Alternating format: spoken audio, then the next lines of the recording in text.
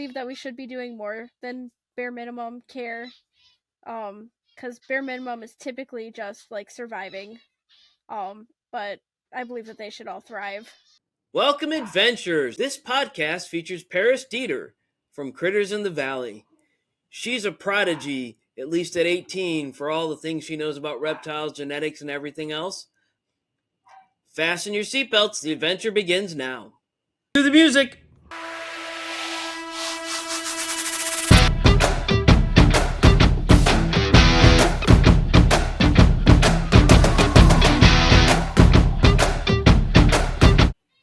Welcome, Paris.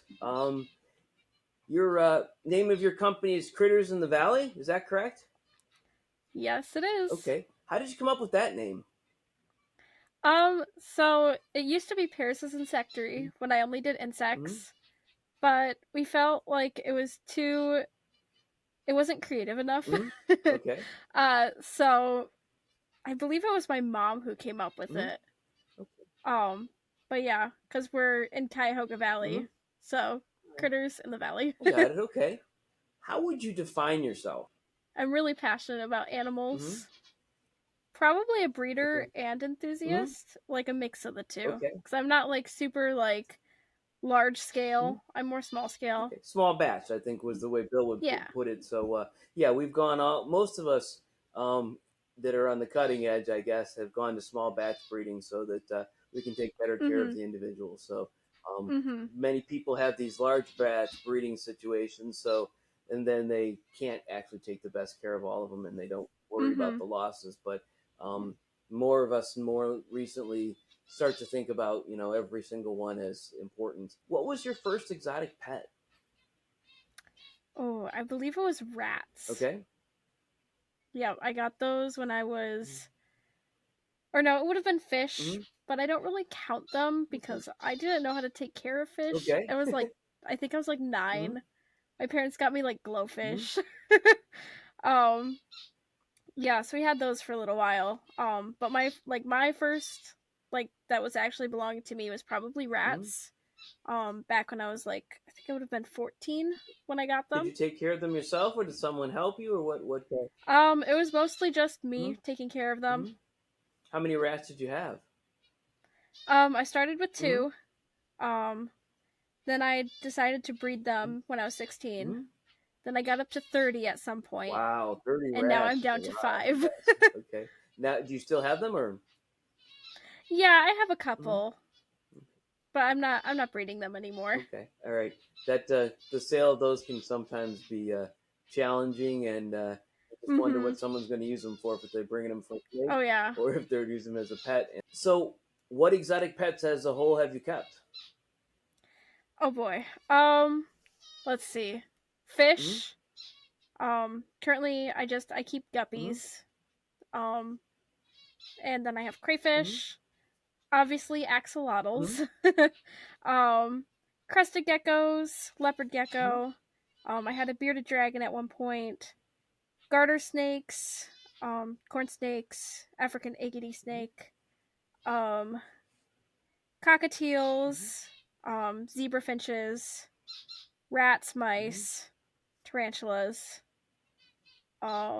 I'm probably forgetting a few. Well, if you remember through the podcast, you can go ahead and just yell them out as you remember them. I did the same thing when I was talking with Dylan from Animals at Home. I was going through and I would talk about a different pet, and I'm like, I didn't list that in my list. So I had a list, but my list wasn't comprehensive. But I've been doing this for 33 years, as far as I can remember, back to when I had my first iguana. At least exotic pets. I've been keeping pets for a lot longer. But so how old are you now, if you don't mind me asking? 18. 18, okay. So in your 18 years, you've had that many species, all starting at 14 or 15. So that's really impressive. How did you decide to do this? What draws you to these exotic pets? So I've always had a love for animals. And it's just something about how like unique they are. Because everybody has dogs and cats, but not everybody has like snakes and axolotls and geckos. It's their uniqueness that draws me to them. Okay. How did you choose all the different ones? Is it just they were convenient? Did you like them a Um, lot, or did you research them a lot, or what did you do? it was mostly my research because I would like research all different species. Mm-hmm. I've wanted exotic pets probably since I was like 10. Is when I like found out about them. But Mm-hmm. my parents didn't let me keep them until I was like 14. Mm-hmm. Um, but yeah, it was Okay. mostly So just this is research. 4 years we're talking about. Let's just do the math there. Of all of these few that Mhm. you've had all these um, exotic pets. What are you currently up to? Mainly just axolotls. Mm-hmm. Okay. They take so much care. Is um, that the only ones you have currently, or um, Exotic pet wise, no, but breeding wise, I'm trying to focus more on the axolotls. Mhm, I also have crested geckos that just all hatched out, so I have mhm. four tiny baby crested geckos. Wow, congrats! Is that your first hatch, Mm-hmm. or Yep. wow? Okay, clutch, I guess it's called. Um, Yeah. Yeah, they're okay. kind of crazy. They like to try and escape when I open the door, and they're Hmm. tiny and extremely fast. Hmm. Um, Yes, I've got crested geckos as well, and they are extremely fast. oh yeah. A lot more like chihuahuas I have as well, and they're not as fast, but they like to bite. Mm-hmm. When they get older. But crested geckos are just they like to run. So you're focusing on axolotls. What drew you to axolotls of all creatures? Um, I found out about them when I was like 12. I was Hmm. scrolling through YouTube because I was on like the pet side of YouTube back Hmm. then, and I found someone who had axolotls, and Hmm. I thought that they were so cool. um, I didn't actually get into owning them until probably like about a year ago now. Hmm. Um, then I got my first one, who didn't come from a great place.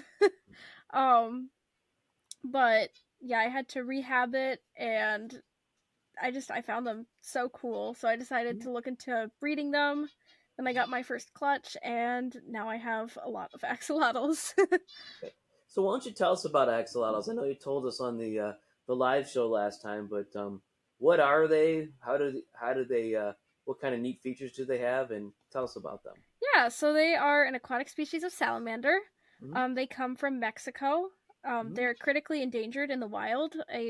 There hasn't been an actual sighting of them within, I want to say it was like 10 years ago was the last time they were spotted. So they're very, very, very endangered. Mm-hmm. Um, but they can regenerate their limbs and parts of their brains, which is unique. Yeah, I'm sure. And then their care, the minimum size is a 40-gallon breeder for their tank. And then after that, you do 30 gallons per extra axolotl. Mm-hmm. Um, yeah, they need really cold water. Um, the most common cause of death is probably not keeping the water parameters correct and the temperature. Um, to prepare a tank, you need to cycle it, which takes about 8 weeks. Mm-hmm. So it's a long process before you actually get your axolotl, which is why a lot of people, when doing research into them, decide not to get them. But they're pretty easy once you have the tank cycled and the temperature controlled. Um, yeah. So cycling the tank, is that just like for fish, where you get the nitrogen cycle, or is that Yep, different? it's the nitrogen cycle. So you add artificial ammonia into the water, and you have to Mm-hmm. dose it like exactly, and then you have to wait for that, and then you have to redose it, and it's a very, very long process. Mm-hmm. So how do you know it's all cycles, or do you not? So you have the best way to tell is using I use the API. Oh, what's it called? I believe it's the Master Freshwater Test Kit. Mm-hmm. It comes with like little bottles of chemicals that you use. You Mm-hmm. take like little samples of the water and you add it to the water, and it'll like turn a certain color, and you can tell how much like ammonia, nitrites, and nitrates are in your water. Mm-hmm. It's very interesting. Yeah, that's something I did a long, long time ago. I don't Mm-hmm. know, before, 30 years or so ago when I had fish. I also had saltwater fish, so it was Mm-hmm. same kind of thing. But and you can use. I don't think you can use the same kits because you have to use a saltwater kit. But if I remember Mm-hmm. correctly, but it's been 30 years, so who knows? Okay, so you've got the tank cycles, you got the nitrogen cycle. How cold does this water have to be? So the absolute maximum that they can handle without becoming super stressed is 68 degrees Fahrenheit. Okay. Um, but the recommended is 60 to 65. Okay. So it's pretty cold. That's below room temperature in most Yep. houses. So, how do you keep them cold? So you can either use like aquarium fans Mm-hmm. to blow across the top of the water, and that can help cool things down. But the other option is a chiller, and Mm-hmm. chillers are about $400, so Wow. quite expensive. Yes. Um, a heater. I used to have a heater and a chiller on my saltwater tanks because Mhm. if the temperature was too hot or cold, because I had them in an apartment and I couldn't control the temperature. Mhm. So it's one of those things you think backwards. You're like, wait a minute, I'm cooling it, I'm heating it. It's like having your air conditioning and your heater on the same time to keep it perfect. But Yep. that's the way things are. So corals are very sensitive that Oh way. yeah. But so how cold can they get? So they can tolerate some really cold temperatures. I don't know the exact temperature, but uh when they get like super sick, Mm-hmm. sometimes a vet will recommend putting them in the refrigerator, Mm-hmm. because that will slow down their metabolism and give you a little bit more time to figure out like what's going on with them. Um, Okay. so they can get down pretty cold. So the ability to regenerate and this ability to slow down their metabolism, that's probably because they're a not a very complex species. Is that? Mm-hmm. I mean, I know that they have brains and what have you, but Yeah. they're not complex like mammals No, or nowhere anything near like as that. complex as mammals. Okay. All right.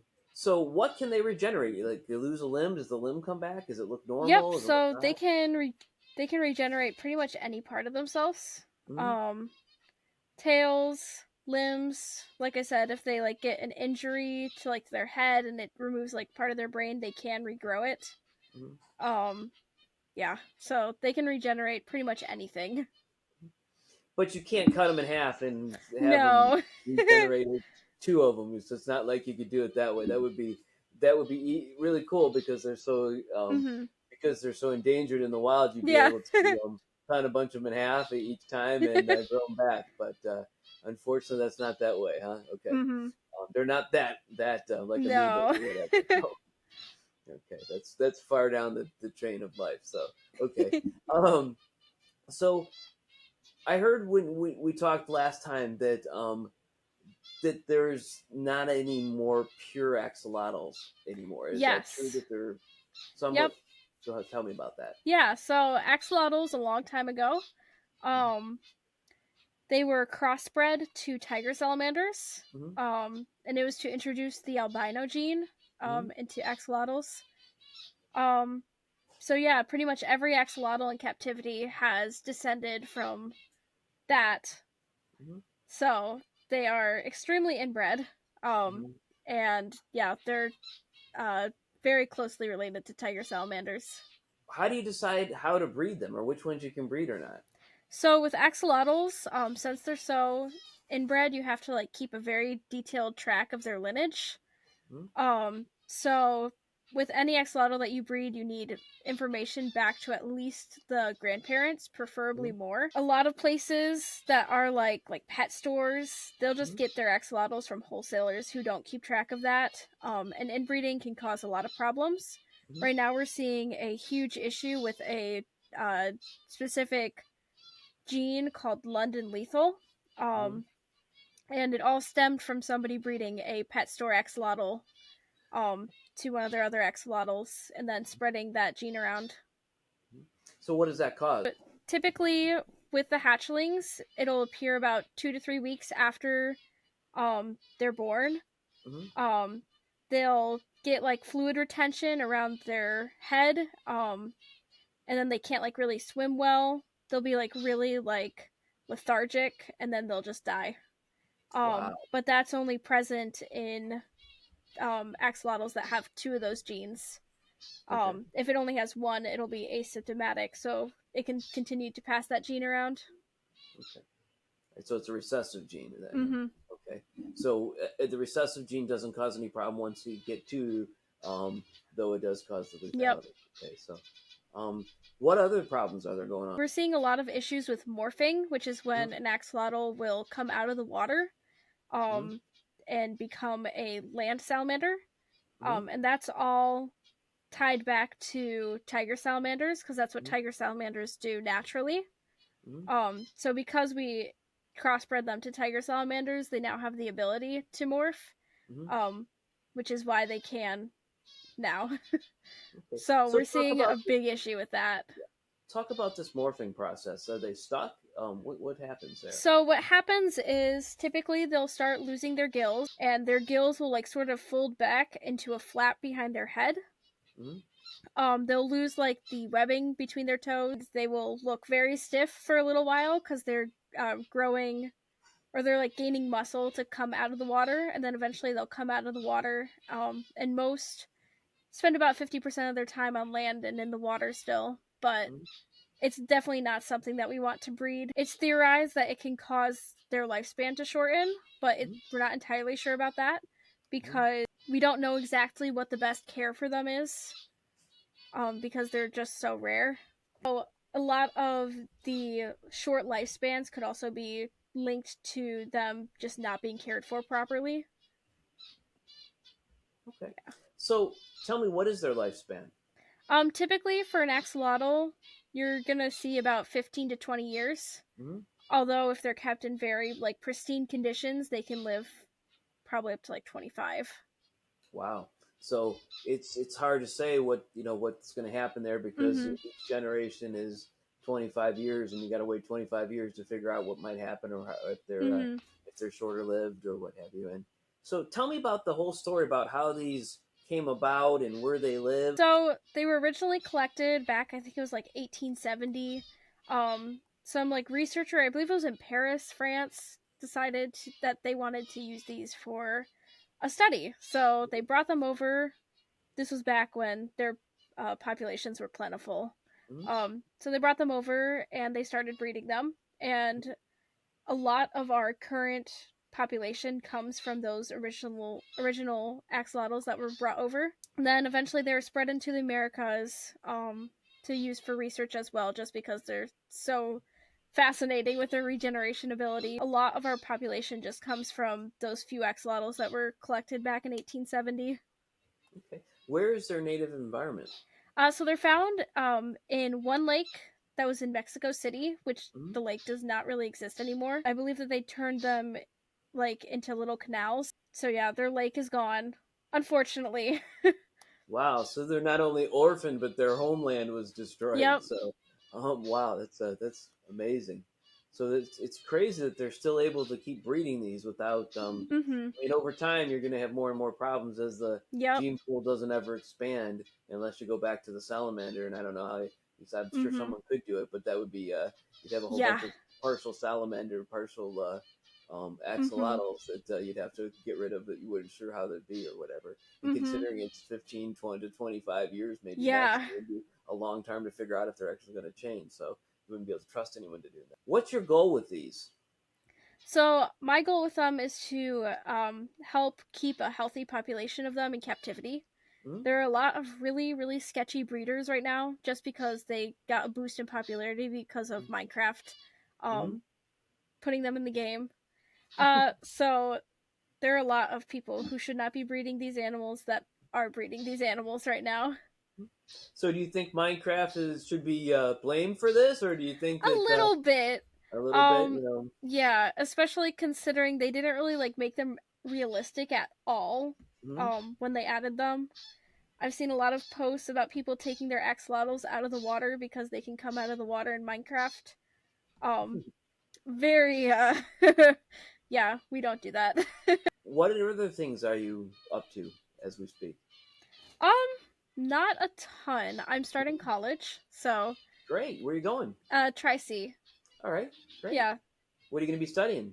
I'm going to be going for an Associates of Science. Okay. And then I'll be going for I believe it's a bachelor's in biology, and then a master's in genetics, and hopefully a PhD in genetics. And what are you going to do with all that? Probably something medical.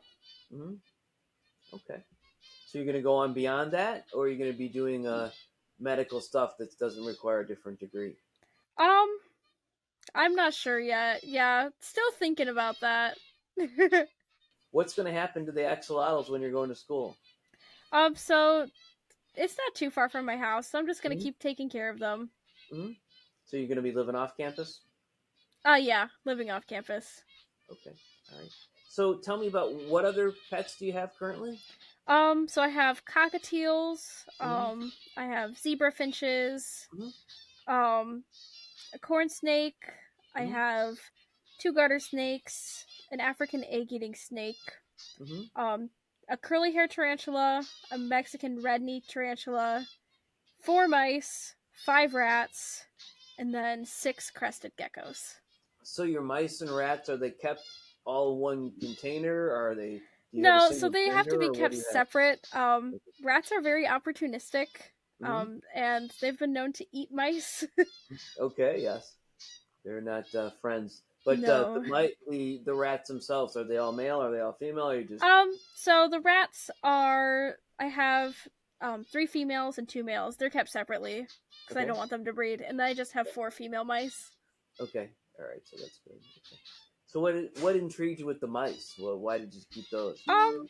It's mostly their genetics. I Mm-hmm. really love their genetics because it's Okay. really complicated, and they Mm-hmm. have so many interesting varieties Mm-hmm. and different like colors and stuff. Besides college, what's next for you? I think that's probably enough, but Yeah, that's pretty much it right now. mhm. Okay. Um, so what are your long-term goals? You want to become something in medical genetics and what have Yeah, you? I'm thinking either like laboratory work, um, medical, just something that pays a lot. It pays a lot, huh? Okay. It's one of those things where when you find something that takes care of a lot of things, or you can sell without actually doing yourself, that you can make a lot more money than if that hmm you have to be an individual and provide it that for each individual, no matter how much you do. So okay. So critters in the valley. Do you only then sell the axolotls? Right now we only have axolotls for sale. I plan on Mm-hmm. selling some crested geckos Mm-hmm. soon here once they hit their weight. Yeah. What morph of crested geckos do you have, or is it So right now I'm primarily working with harlequins and extreme okay? harlequins. Mm-hmm. Okay, those are kind of neat. I think I have a couple Mhm. harlequins. So crested geckos and axolotls. What shows do you go to? Right now we're primarily going to the Northeast Ohio Mm-hmm. Expo, and then we're also doing, I believe it's the All Ohio Axolotl and Isopod sale, which Okay. is every like I think it's 6 months. Okay. You told me about that one before, and I've never been there. What was that like? Oh, it was amazing. Yeah, that's Mm-hmm. the that's the one show that I sold really well at. What? Where was it? It's Columbus. down in Columbus. They Okay. don't allow any reptiles, so it's like all Mm-hmm. amphibians and insects. Mm-hmm. So it's definitely a really unique show. Yeah, where most shows are mostly snakes, a lot of ball hmm pythons, and then whatever else they can throw in there. But an axolotl and insects. No. How did that How did they decide to do that? I have no idea. They gave me a flyer at the Cleveland show, and I was Mhm. like, absolutely, Mhm. You're there, huh? Okay. yeah. Um, so how did you get into your first reptile show? What was it like? So the first show that we went to was the Fremont show. Okay. Um, we did not sell anything. Mm-hmm. Besides like a couple like care guides. Mm-hmm. There's another axolotl vendor there that was interesting. Mm-hmm. And pricing them really low. Mm-hmm. And I cannot price that low. Mm-hmm. Sure. Okay. Yeah, you know what? The Bill and I always talk about that. When you price yourself out of the market, you cause people to buy them on the spur and not treat them as well, mm-hmm. and you cause the other breeders to have issues, and it really doesn't make any sense. If Bill Yeah. was king, he'd make every reptile $400 and above, so that people would take care of them. And I know axolotls aren't reptiles, but when you talk about reptiles, it's like reptiles, amphibians, and mm-hmm. insects and bugs and everything else that are at these shows. So he would price them so much higher so that they would be well taken care of. When did you go to your first reptile show? Not yours to sell, but to go to. Oh boy, it would have been back. I think would have been like early 2021, right as we were getting out of the pandemic. Mm-hmm. It was the Cleveland show because that's like Okay. right next to my house. Okay. So we went there and we were like, oh my gosh, this is so cool.